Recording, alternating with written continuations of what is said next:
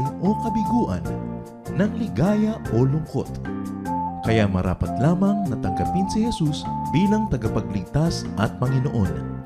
At matapos yun ay panariwain ang katapatan at paglapit sa Kanya bawat araw o day by day.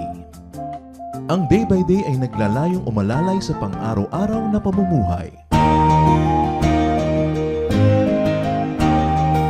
Narito po si Kuya Ed Lapis sa mensaheng pinamagatang Help Me Make It Through the Night.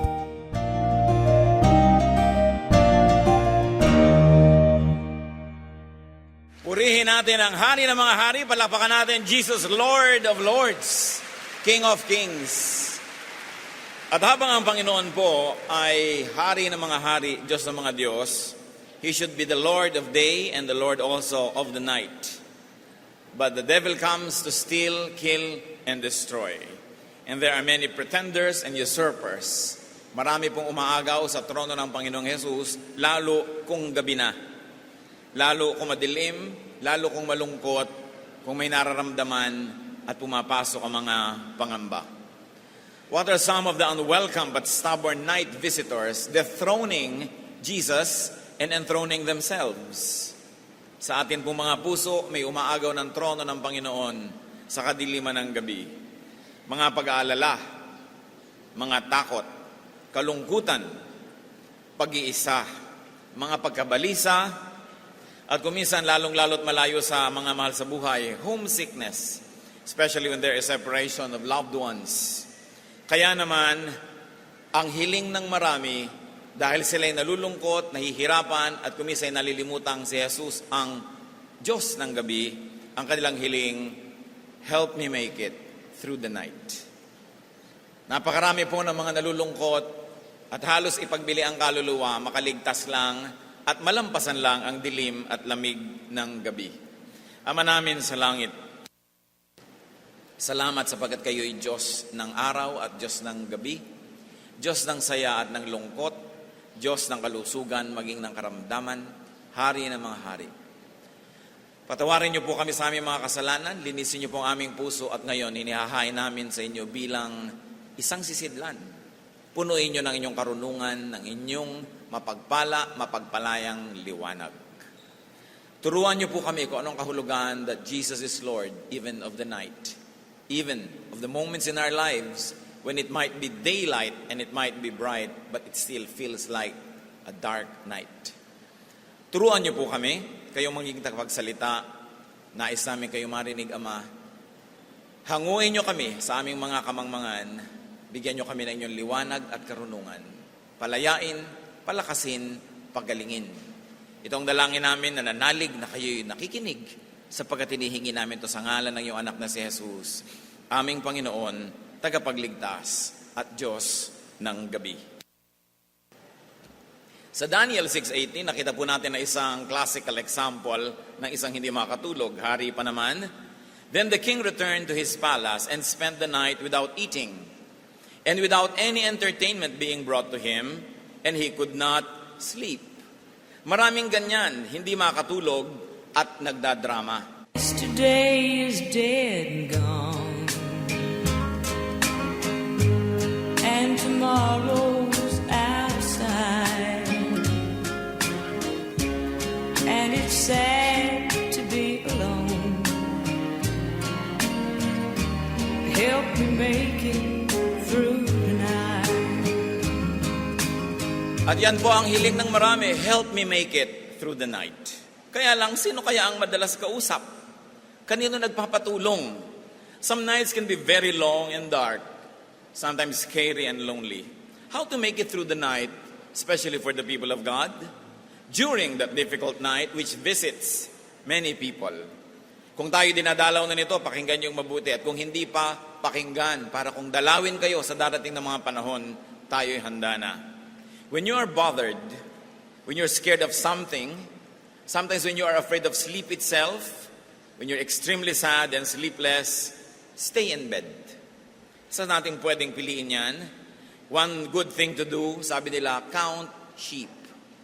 Pag hindi ka makatulog, bili ng iba at matagal na itong technique, Magbilang ka daw ng mga tupa na tumatalon sa bakod, 1, 2, 3, at hanggang ikaw ay antukin. Because the boredom involved in this counting activity, its repetition and rhythm can lull many people to sleep.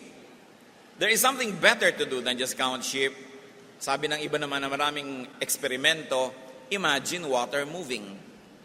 Mabisa daw magpaantok na ini-imagine mo tubig na dumadaloy, umaalon o kaya ay dumadaan sa batis. Sa isa pong napakahalagang experiment na ginawa sa Oxford University, ang mga hindi makatulog ay hinati sa dalawa at yung iba pinagbilang ng tupa, tulad ng pinag-uusapan natin to count sheep, at yung iba pinag-imagine ng tubig na gumagalaw at higit lalong naging mabisa na pampatulog.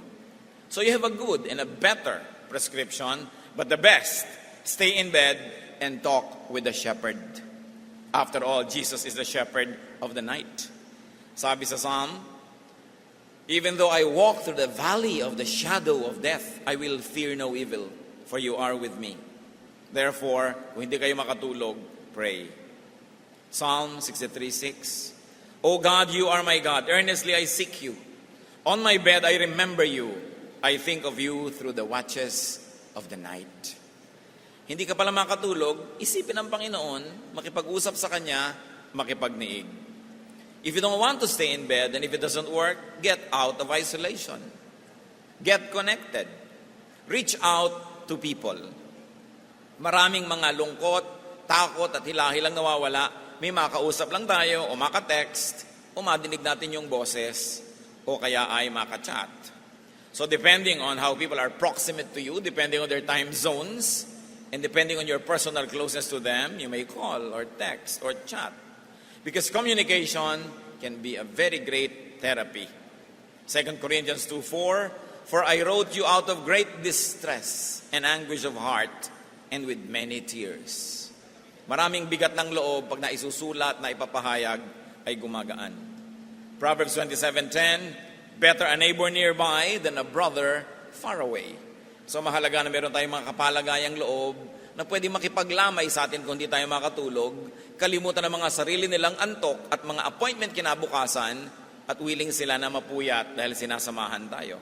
So it's good to be friendly and to have such friends. Another way to make it through the night is to engage your senses.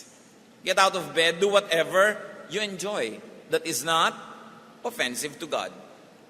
Very especially, read or listen. You may listen to voices that are taped. You may listen to music. Esther 6:1. That night the king could not sleep, so he ordered the book of the Chronicles, the record of his reign, to be brought in and read to him. Hindi makatulog ang hari, kaya ang ginawa niya, pinabuklat ang mga records, ang history ng kanyang pamamahala, at in fact, yung kanyang pagbubuklat na yon ang nakapagpatuwid ng isang malaking mali at nagbunga ng mabuti para sa marami. Pag hindi ka makatulog, gumawa ka ng kung ano. Hindi mo kailangang pilitin ang sarili mo. Noon pong si Charito Solis ay sumakabilang buhay, kami po ay magkasama sa isang resort sa Pansol. Magmamadaling araw, napakahirap na gabi, at nung mabalitaan ni Susan Roses na si Charito ay pumayapa na anong ginagawa niya 2:00 ng umaga, nag-aayos siya ng cabinet. Siguro hindi siya makatulog at kumuha siya ng paraan para maging kapakipakinabang yung kanyang oras. One other thing we can do is to change the equation. Kung hindi ka masaya, change the equation. When possible, change your body electricity, change your body kinetics. Mahalagang matutunan natin ang mga ito sapagkat maraming kuminsan nakakapagpakamatay pa dahil lang sa lungkot ng gabi. Meron naman na kinakatakutan ng gumabi dahil maiinip. Ang gusto na lumiwanag. At dahil nga napakaraming mga OFW sa kakahiwa-hiwalay mag-asawa, mag-ama, mag-anak, maraming naiinip. Huwag natin kakalimutan that Jesus is the Lord of the night. At maraming pwedeng gawin na praktikal, like take a warm shower. Pinatutunayan niya ng maraming mga dalubhasa na nakakatulong. Take a walk, kung safe, sa lugar na pwede kang maglakad-lakad. Umawit ka. O kaya go out. Kung meron kang garden, go out to the garden. If there's a balcony, breathe some fresh air. Maraming himalang nangyayari sa ating lungkot, sa ating mga agam-agam at takot, maiba lang ang kapaligiran. Mahanginan ka lang, maliwanagan ka lang, naiiba. And very importantly, it might help to change your body chemistry. lalo't sobra ka na de-depress, eat lightly. 1 Samuel 14:29, Jonathan said, "See how my eyes brightened when I tasted a little of this honey." Nangihina na siya, igugupo na siya ng panghihina ng katawan at panghihina ng loob, nakakain lang ng konting pulot, pukyutan, sumigla. Have an enjoyable drink, pero huwag yung lalong nakakagising dahil baka hindi na naman antukin. And whenever you can, get professional and safe medical help. May mga sleepnesses, mga kapatid, na clinical talaga. Hindi nadadaan sa paligo, hindi nadadaan sa pagkanta, kailangan mo talaga ng medical intervention. And when taken under proper medical advice and supervision, when taken wisely and sparingly, small pills can do big wonders. At para maitawid ka sa isang napakahirap na pagkakataon, treat it as an instrument of God's goodness to you.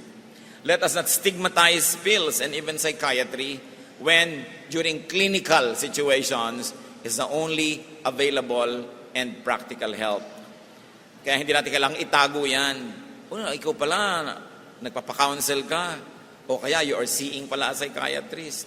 Bagamat siyempre, ingatan din natin that altering body chemistry is not always the wisest thing to do. Pero meron talagang clinical cases na halos mabaliw na sa kakulangan ng tulog, sa pag-aalala, kailangan i-alter ang kanyang body chemistry. And when all else happens or fails, mga kapatid, just survive the night. Yan ang napakahalaga. Anumang lungkot, anumang dilim, natatapos ang gabi. At alam na alam nyo yan mga kapatid, iba ang takbo ng isip natin pag alas 2 ng umaga, alas 3 ng umaga. Parang yung lungkot, mas lumulungkot. Yung takot, mas sumisidhi. Yung dilim, mas madilim.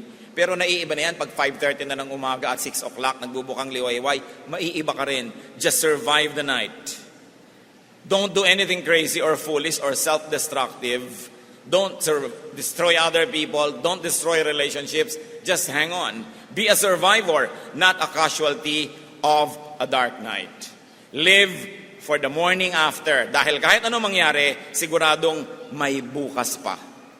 Got to be a morning after. Siyempre, may morning after. Hindi pwedeng yung gabi, hindi na matapos-tapos. So there's got to be a morning after. Matatapos ito, I will survive this. Very importantly, kung gusto natin pong lutasin ng mga problema sa gabi, at gusto kong bigyan ng diin, kung hindi nyo ito problema, pasalamat kayo. Pero pag dumating, alalahanin nyo na ihanda na tayo. At kung meron kayong mga mahal sa buhay na ito ang problema, huwag sabihin, sa matulog ka, huwag mong isipin yun. Don't dismiss them and brush them off just like that para makatulog ka at iwan ka at ikaw ay magsaya kasi kailangan ng tulong ng mga hindi makatulog. Parang nag-iisa ka na gusto mong gisingin lahat ng tao. Iba ang nararamdaman, kaya unawain natin ang mga ganong mga cases. Huwag natin sabihin, ini-imagine mo lang yan, mahiga ka, makakatulog ka. Pinakamaganda, samahan natin sila. Pero yung may mga ganitong mga pinoproblema, the most important thing is to be prepared because most problems are prepared and mixed way before it. Bago dumating, ang mga ganitong uri ng gabi, paghandaan na. So let's look before the sleepless night. Kanina, yung sleepless night mismo, ano ba ang dapat nating siyasatin bago pa dumating yun? Very dark nights and horrors could be eliminated and minimized and avoided when we make right with God. Don't just survive the night.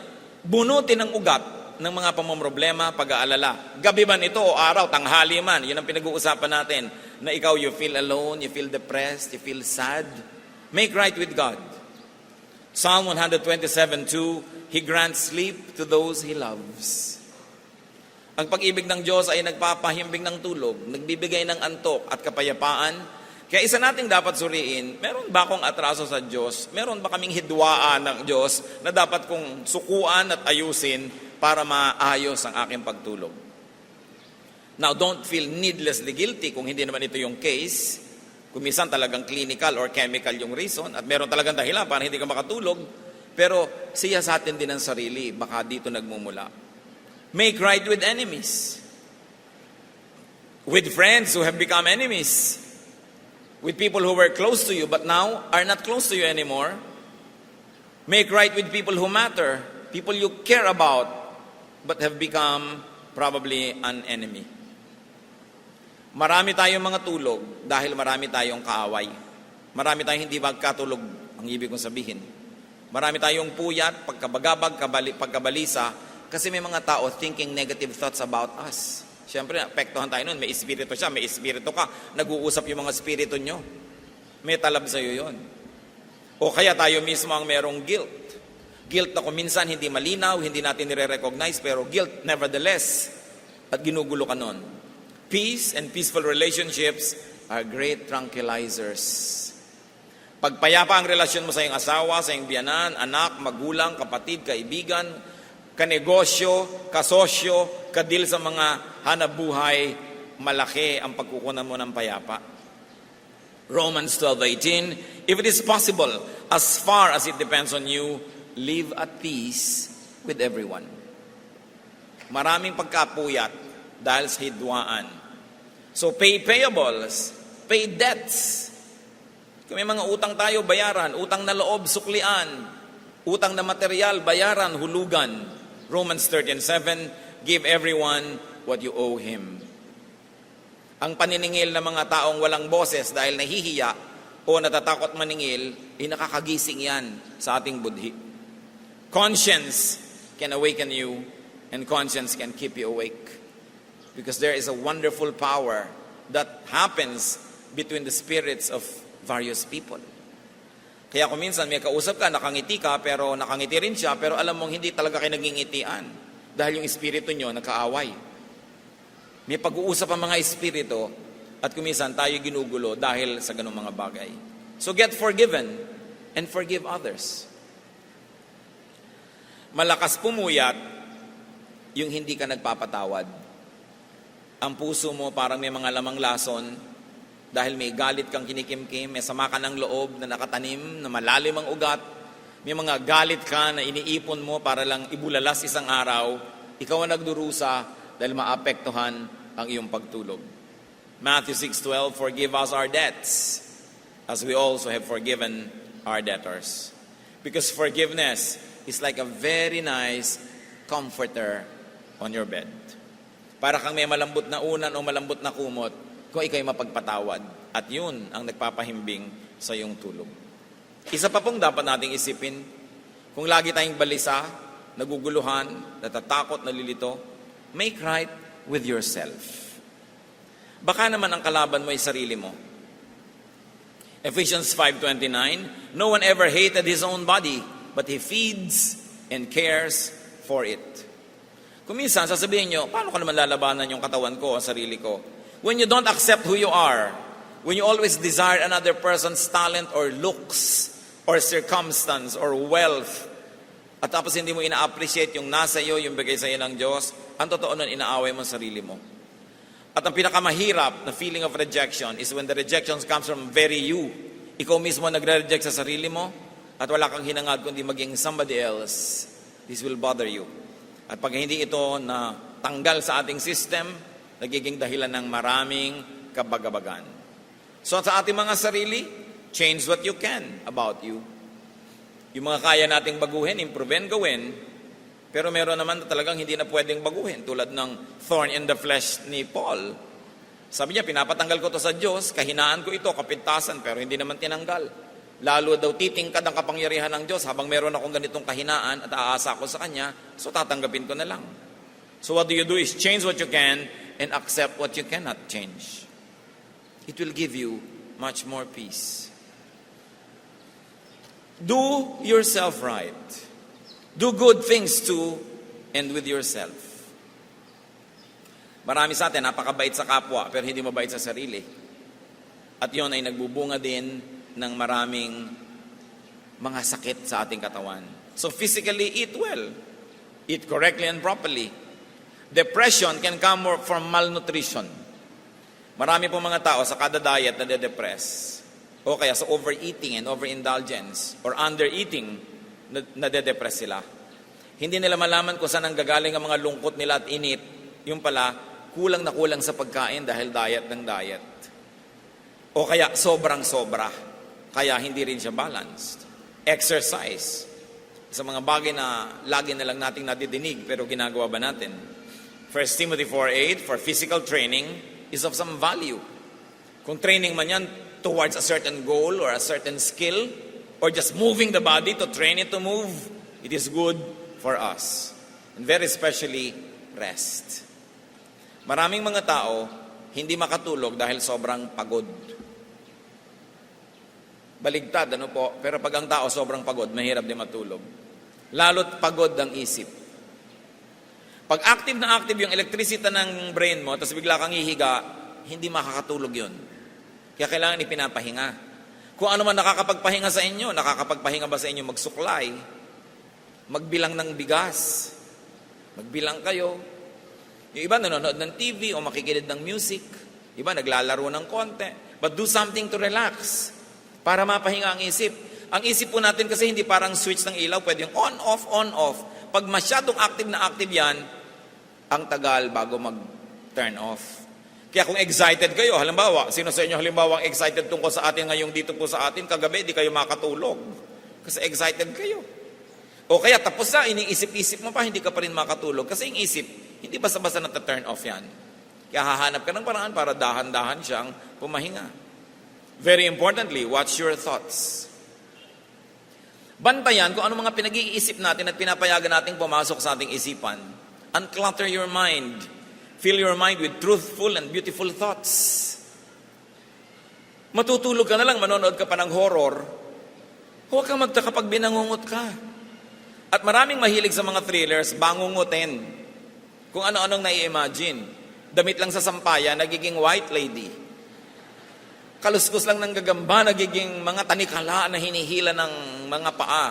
Kasi mahilig mong takutin na yung sarili. Siyempre, pag pinasok mo sa isip mo, nakakatakot, yun ang maglalagi doon. At pag natulog ka na hindi mo nababantayan ng isip mo, ang mananaig yung laman nun. O kaya yung huling laman nun.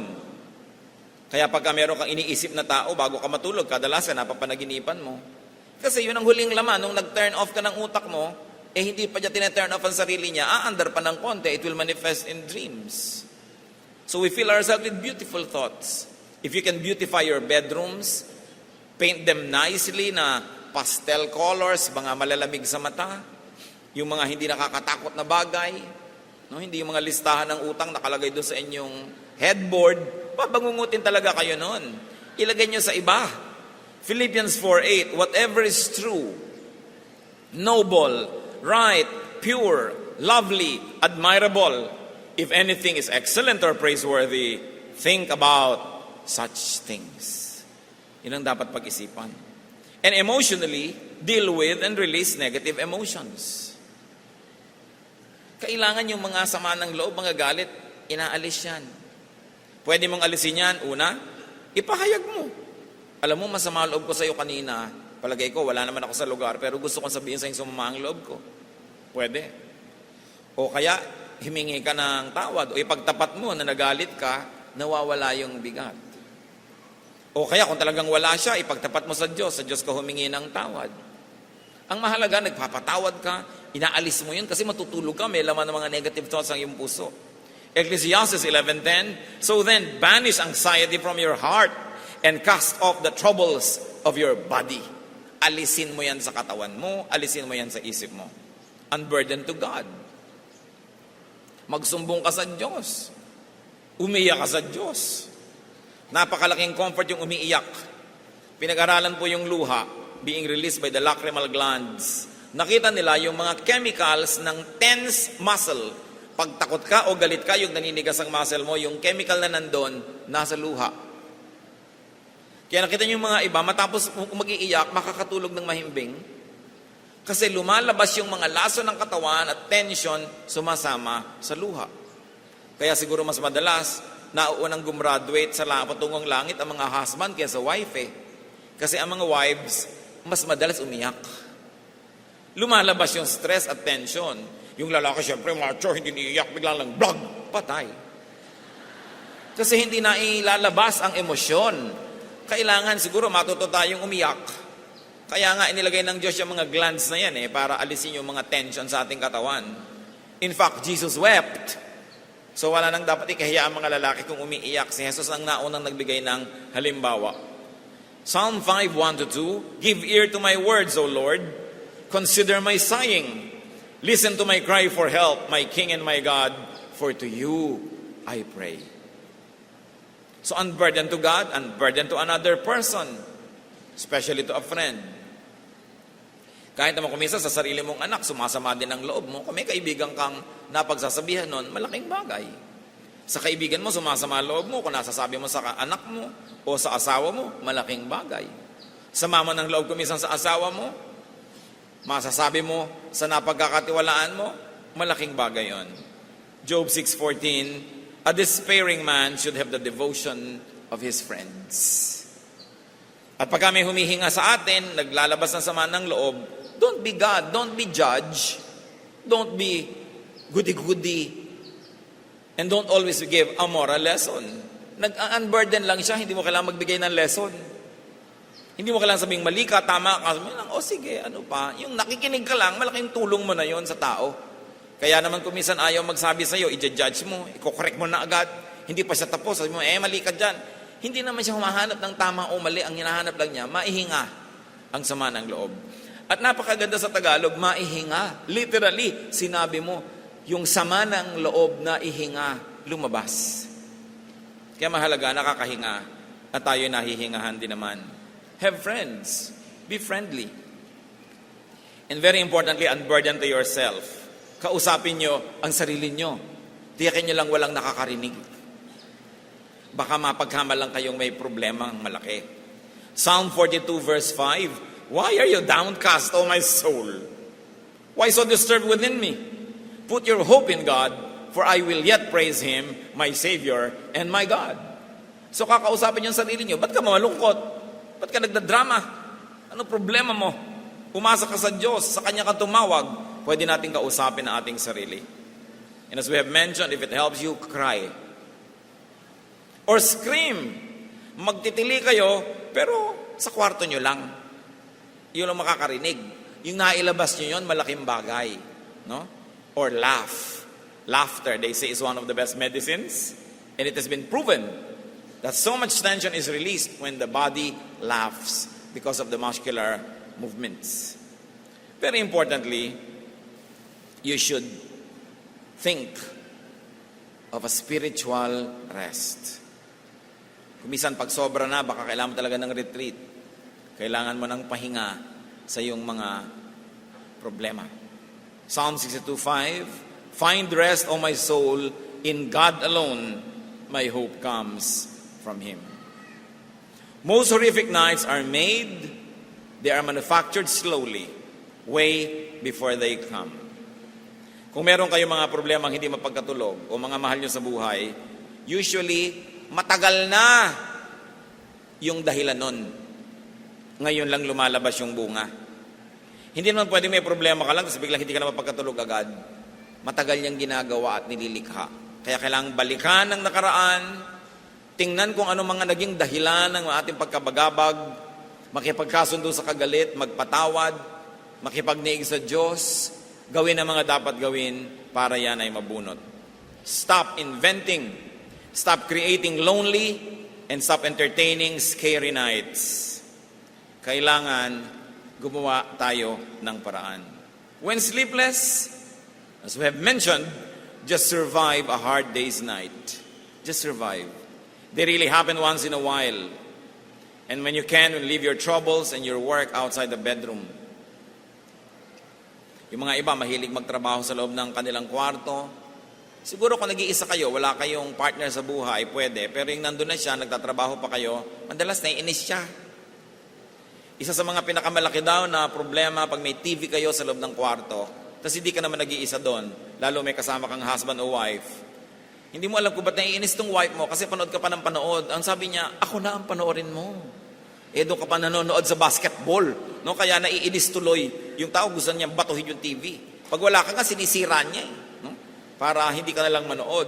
Kasi pinagseselosan ng partner sa buhay ang TV. Pinagseselosan ng computer. Pinagseselosan yung text. Pinagseselosan, hindi siya ang ka-text mo. Text ka ng text, tapos kiliting-kiliti ka habang may ka-text ka. Siyempre, inis na inis yung kasama mo. Yung mga ganyan, inaalis mo yun sa bedroom. Job 7:13, My bed will comfort me, and my couch will ease my complaint. Ngayon, mga kapatid, makinig kayong mabuti. Hindi talaga kayo makatulog, ginawa nyo na lahat. Eh di huwag kayong matulog. Sino ba may sabing matulog kayo? Ba't nyo pinaproblema? Huwag kayong matulog dahil aantukin din kayo.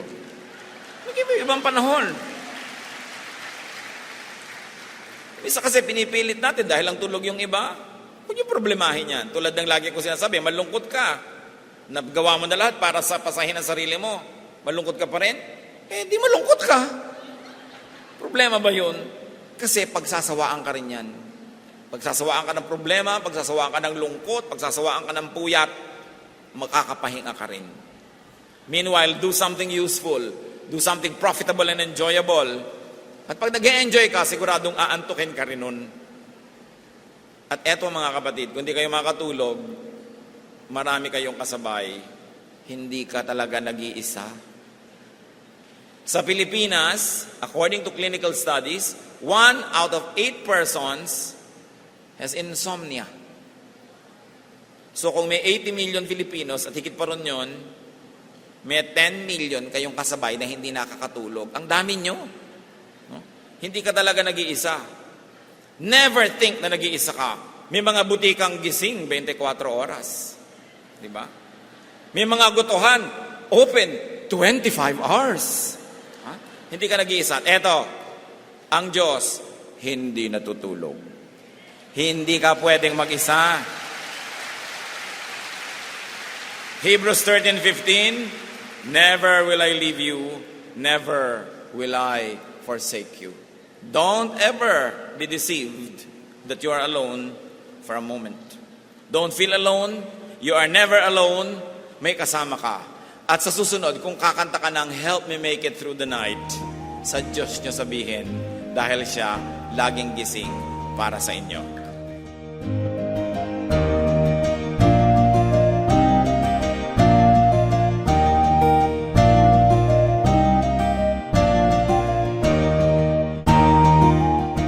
Ang katatapos pong mensahe ni Kuya Ed Lapis ay pinamagatang Help Me Make It Through the Night.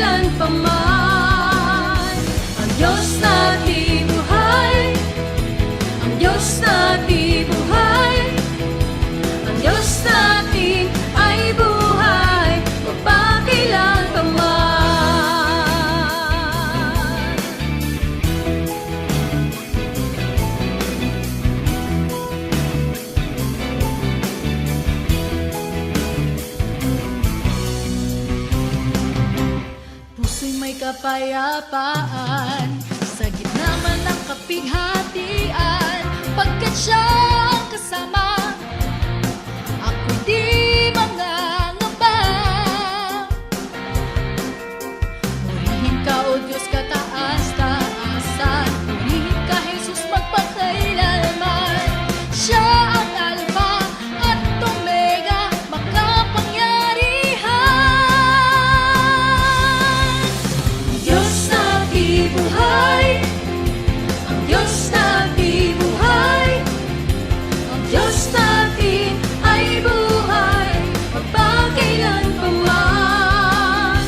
Ang Diyos na bibuhay, ang Diyos na bibuhay, ang Diyos natin ay buhay, magpakailanpaman.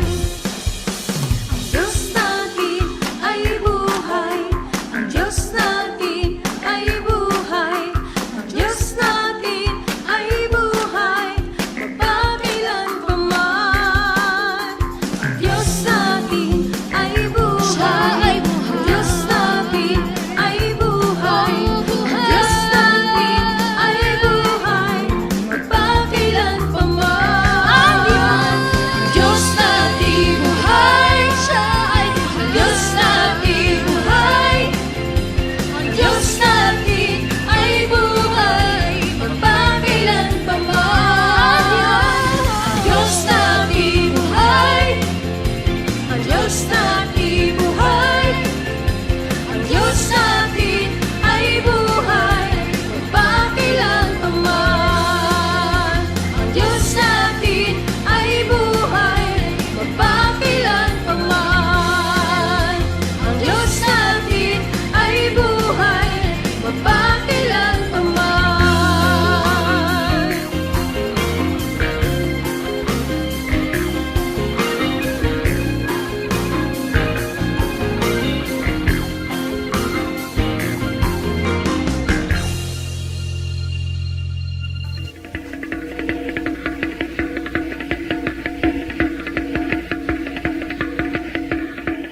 Maraming kasaysayan ang musika ng ating bayan at pawang lahat yon ay mga hiyas ng ating lahi.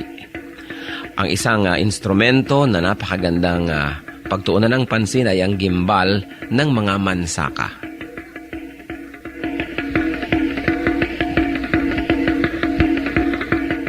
Ang gimbal ay isang magkabilaang tambol na matatagpuan sa hilaga at silangang bahagi ng Davao sa grupo ng mga mansaka.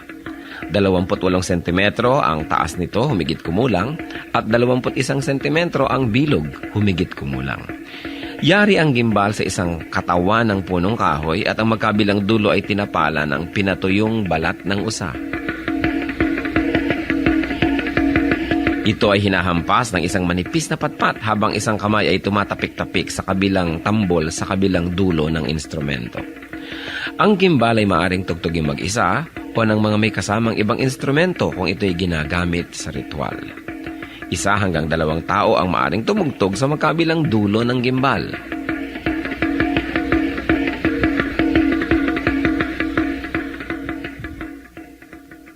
Kadalasan, ang gimbal ay tinutugtog bilang saliw sa sayaw na ang karaniway kung ano-ano ang pangalan ng tugtugin ay siya ring pangalan ng sayaw. Kung ano ang tawag sa instrumentong ginagamit ay nagiging tawag din sa sayaw mismo. Kung minsan ang gimbal naman ay tinutugtog sa paglalarawan ng kalikasan, halimbawa ang mabilis na pag-agos ng tubig sa batis.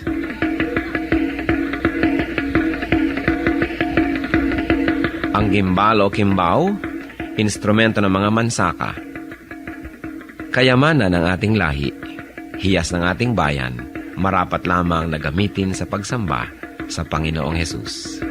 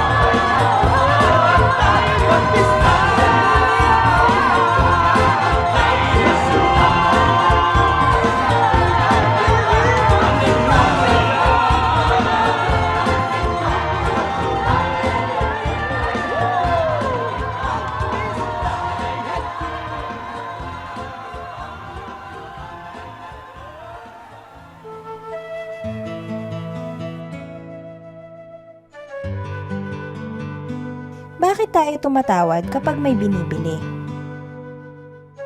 Una, out of necessity. Gusto natin mas stretch ang ating budget. Gusto natin mas maraming mabili ang ating konting pera. So, tatawad ka. Pero naging art yan eh. Dahil ang tindero din naman, dahil ayaw niya natatanggi kahit kaninong tatawad, talagang dinadagdagan na niya yung presyo sa simula pa lang para pag tumawad ka, mapagbibigyan ka niya at hindi mukhang ikaw ay nabigo. Kaya naman pag hindi ka tumawad, lugi ka dahil yung original price built-in na talaga doon, yung para tawarin mo at mabawas.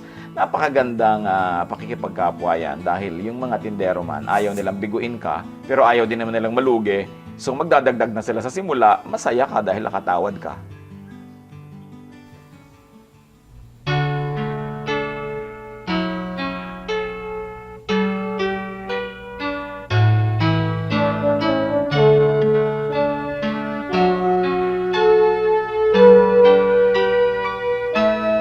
Kahit lagi ang masakit dito sa buhay ko, kahit lagi ang pagluha dito sa buhay ko, sakali man itong aking pamatok, ubod ng bigat, sa tulong mo, Jesus, nakakaya ang lahat.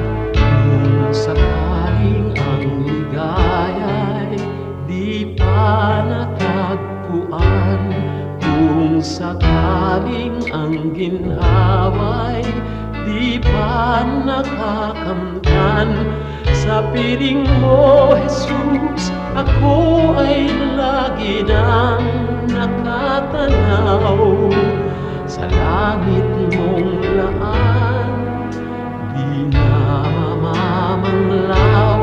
Pagtitiis, pagtitiis ang kailangan kong mabatid, kaya't ikaw, Panginoon, ang aking tutularan. Pagtitiis, pagtitiis ang kailangan kong mabatid, ang buhay ko ay lalago kung mayroong pagtitiis.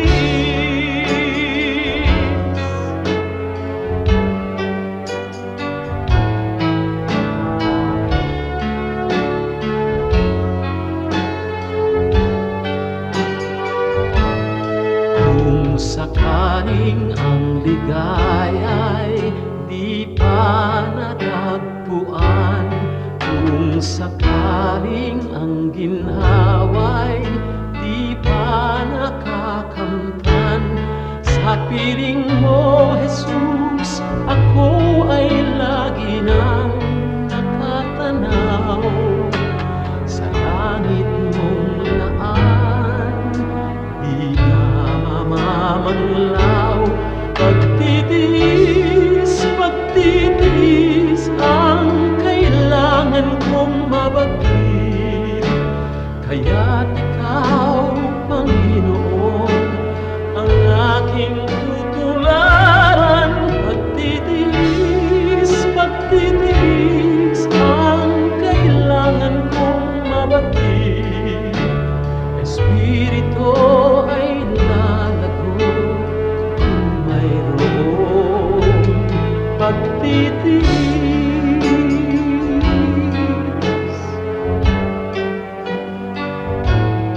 Pagtitiis.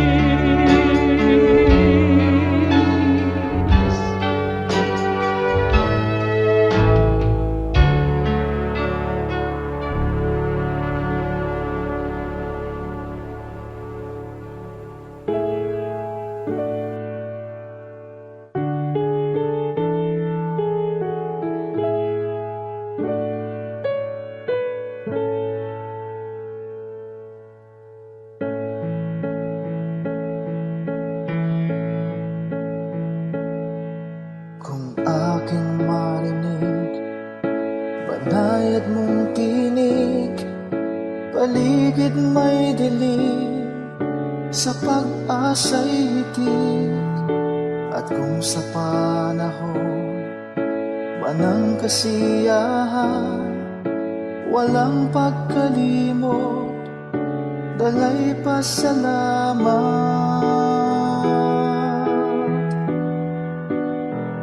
Alay ko ay papuri, damhin mo pagsamba, ang pag-ibig mo sa'kin walang hanggan.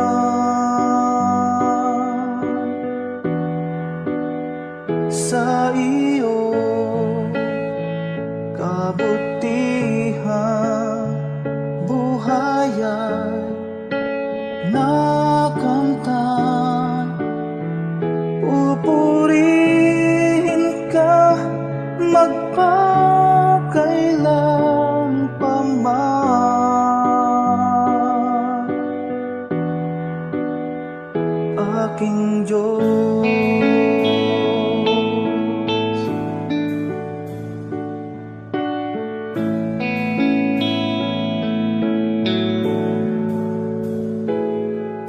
At kung magkaminsan di ka maramdaman, sa puso ko'y tiyak ika'y naririyan. Kahit sa dulo man itong aking buhay, ika'y aking lakas, hindi mangangamba.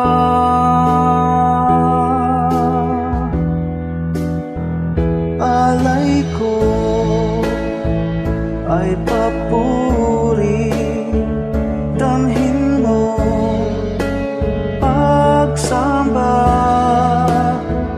ang pag-ibig mo sa'kin walang hanggan.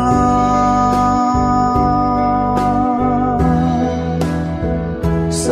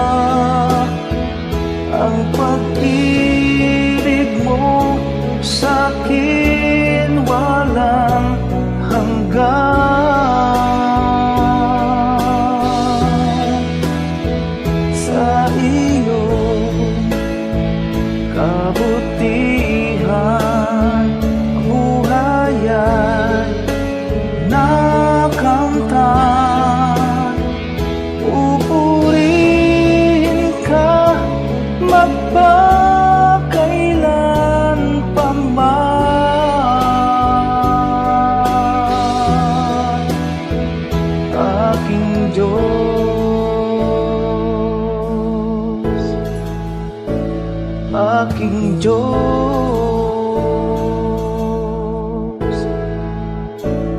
aking Diyos.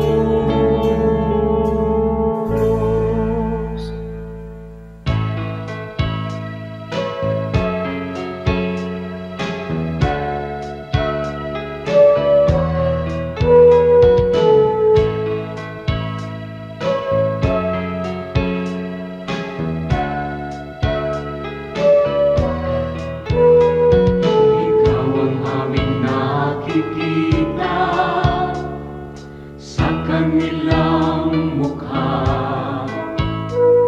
Kaya ang mabuting balita binabahagi sa mga dukha. Ngunit paano nilang masisilayan ang habag at pag-ibig mo kung hindi mapatutunayan sa aming patotoo?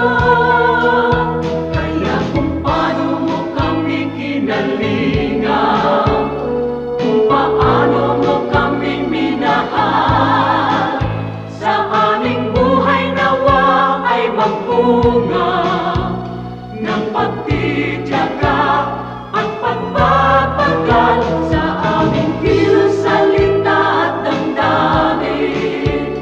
Maranasan nilang totoo ang kabutihang natutunan namin na nagmumula sa'yo.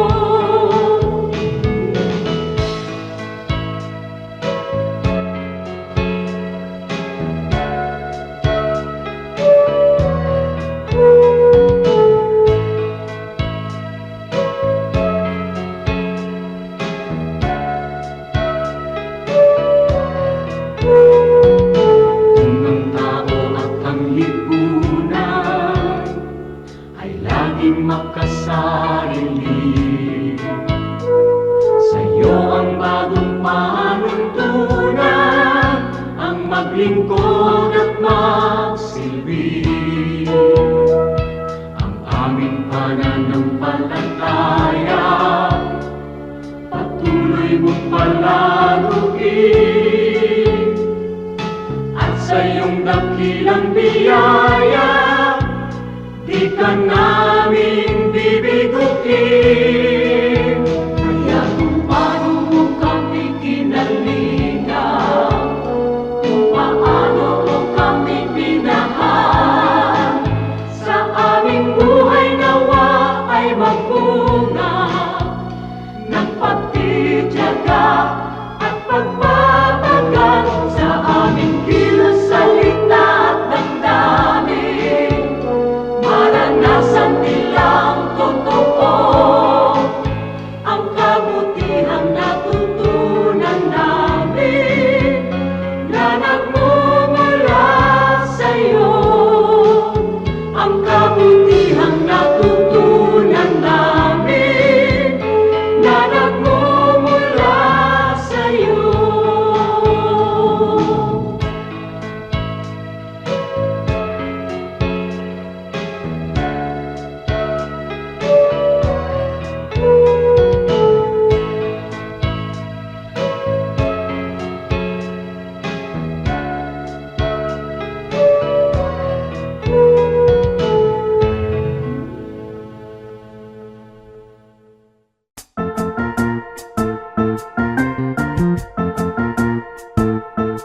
Oras na po para pansamantalang magpaalam ang programang Day by Day. Tayo po'y magsama-sama tuwing ika-6 hanggang ika-7 ng umaga, araw-araw. Magandang umaga po at mabuhay ang Panginoong Hesus.